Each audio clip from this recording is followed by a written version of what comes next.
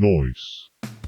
Hello all of you little demons, Jules here for WhatCulture.com, back again with another episode of the awesomely named and awfully hosted Choose Your Own Adventure, the weekly medieval themed format where I, the crown Jules of WhatCulture.com, take a list chosen by you. Yes, you, the person whose birthday it was last weekend, Jazz. Yes, I know, happy birthday to you. Don't know why I'm doing it so aggressively there, but still, happy birthday. Or belated birthday, as it were. Yes, you get to decide what list I dole out to you each and every week. And this week we have none other to thank than Red Wolf. God, that was a bit dramatic, wasn't it? For their suggestion of sometimes in video games where it's just best to do absolutely nothing. Now, I tinkered with the title a little bit to make it more YouTube click friendly and came up with video games that reward you for doing absolutely nothing. And this is the thing. Sometimes video games are like go, go, go, go, go, go all the time, when it can make you feel like you're in the end sequence of 2001: A Space Odyssey with just stimuli flying past you. But sometimes it is best to be like a stone in the river, my friend, to let things wash over you. Take a step back, gain some perspective, and maybe reap a bit of treasure for doing so. I'm not just going to sit back and not get paid. You know what I'm saying? So let's take a look at it today. I'm Jules, this is WhatCulture.com, and these are 8 video games that rewarded you for doing absolutely nothing. And also, say hi to me here in the live chat, and also put your suggestions for next week's episode down in the comment section below. And with that, let's get on with this list.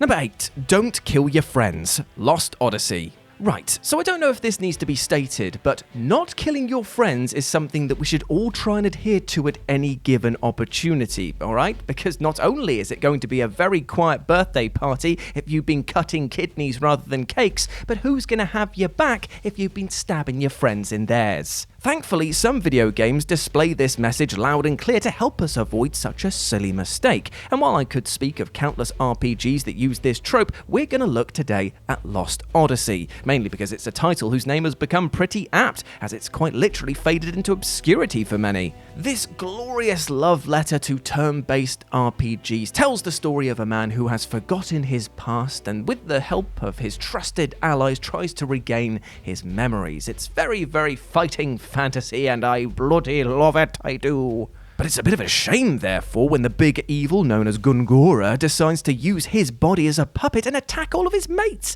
In fact, in the second battle with this absolute oaf, Gungora will control Jansen, and if the party attacks their friend, it will likely cause a game over. So what do you do in this situation? Well, absolutely nothing, apart from maybe take off any counterattack sort of situational stuff that you've got going on, because otherwise he'll attack you and you'll pie him right off. But still, just do nothing and the battle will just be over, because Gungora will just be like, well, that was fun, isn't it? Peace. Number 7, A Whole New Story, Wario Land 2. Right, so come on a little bit closer here. Come on, a bit closer. Bit closer, right, okay. I love me some Wario. I absolutely love this rotund rotter, so much so that I hands down think that he is a better star than Mario has ever been. Oh yes, let the hate wash over me. I drink it in. I love how utterly gross and lazy he is, and how little he gives a toss about either of these aspects when it comes to what others think of him. Plus, his standalone games are quite frankly amazing, with the brilliance of the Wario Land titles only being matched in sheer insanity by the WarioWare ones. Plus, the graphics of Wario Land shake it. Ooh, pass me a straw so I can slurp it up, baby. However, something even more delicious than these aesthetics can be found in Wario Land 2, which actually hid a completely secret storyline that players could only access by being the laziest man alive. So the game begins with the Black Sugar Gang invading Wario's castle and using a giant clock in order to wake him up so that they can trick and trap him as he tries to shut it down. However, if players refuse to rise to this challenge, or indeed rise from their bed at all, and leave the game alone for 30 seconds, they will complete the level and get a brand new narrative. Here, the Black Sugar Gang gets fed up of waiting for him to wake up and throws Wario out on his arse, finally motivating him to kick them out of his gaff. It's a brilliant twist and a great reward for those looking to hit snooze on the main narrative. In fact, it is so much fun that it is inspired today's musical interlude. Sorry. Jazz and James, are you ready to make some music, my friends? I'm feeling a real, relaxing song today. You up for it? Yeah, I'm ready. You ready, Jazz? Sleepy time. Sleepy time. I am asleep.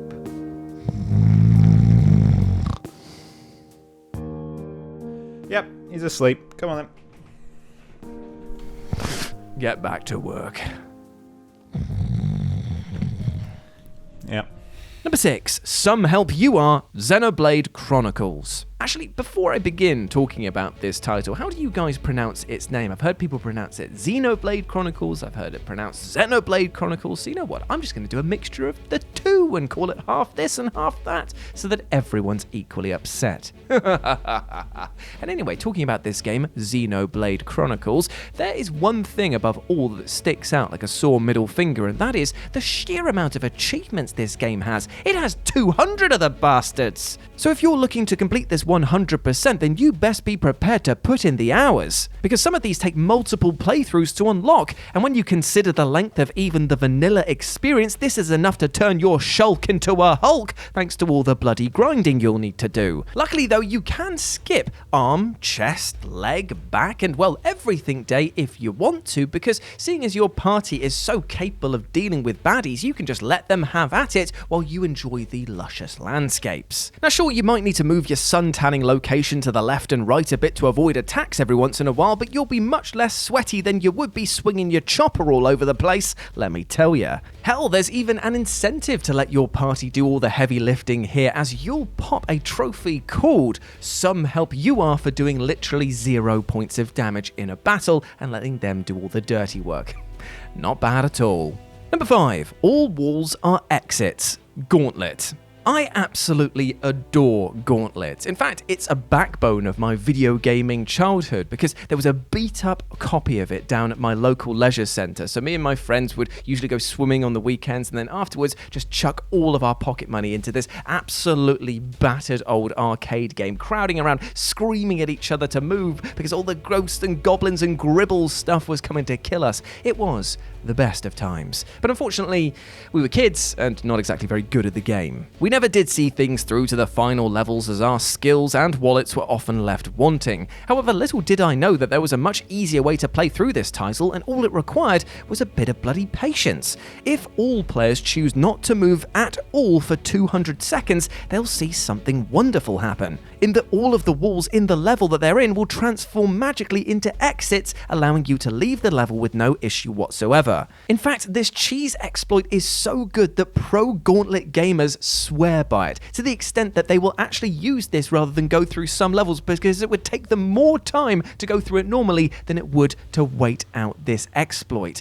And when you consider speedrunning based around laziness, that's brilliant! Number 4. Ending B. Dead Rising. Dead Rising is a franchise that is equal parts hilarious and equal parts terrifying adrenaline rush. While it is a right laugh to rock up to a cutscene wearing all manner of crazy clothes and then turn enemies into mulch with over-the-top weaponry, things get definitely tense when you're dashing from location to location, herding idiotic NPCs and fending off the undead with nothing but a ping-pong ball shooter and a glass of orange juice to your name. Especially because of the bloody clock.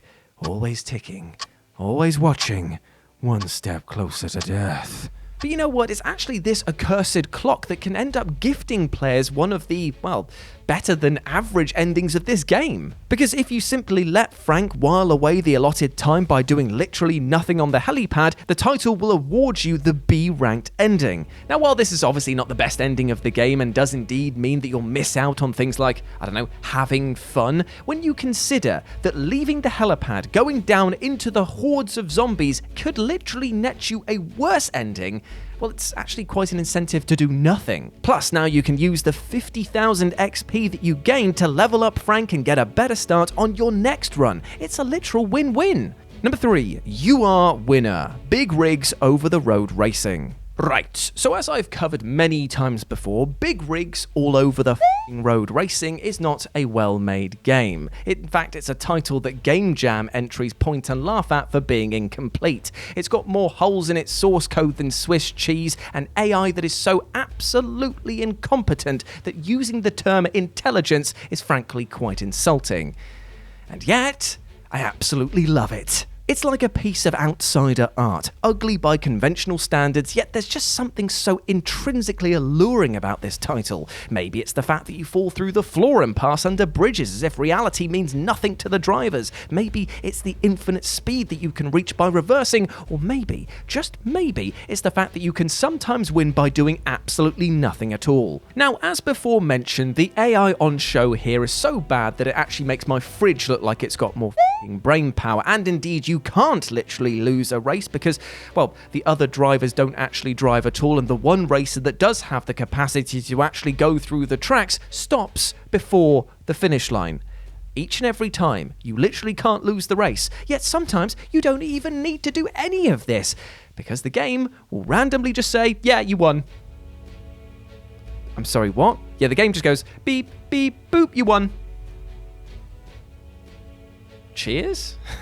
Nothing like a sweet AFK victory for doing sweet FA.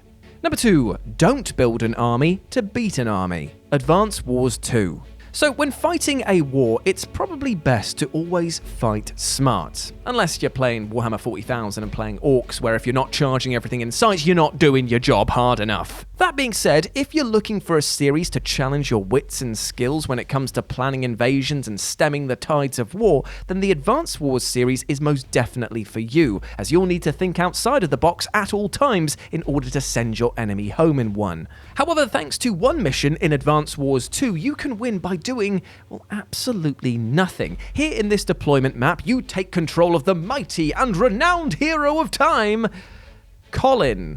And you just basically need to survive against wave after wave of enemies. And it tells you that you are in a desperate scramble to deploy as many troops as possible in order to stem this invasion. Now, it all sounds pretty tense, right? Except when you realise one thing. The enemy can only win if it destroys you. Yet before you drop down any of your soldiers into the trenches, maybe consider not doing any of this. As the enemy can only win by wiping you out, you actually deny them the ability to do so with no troops on the board. So simply wait out the time period and boom, all those lives saved and a big smug smile on your face for winning a battle by doing nothing.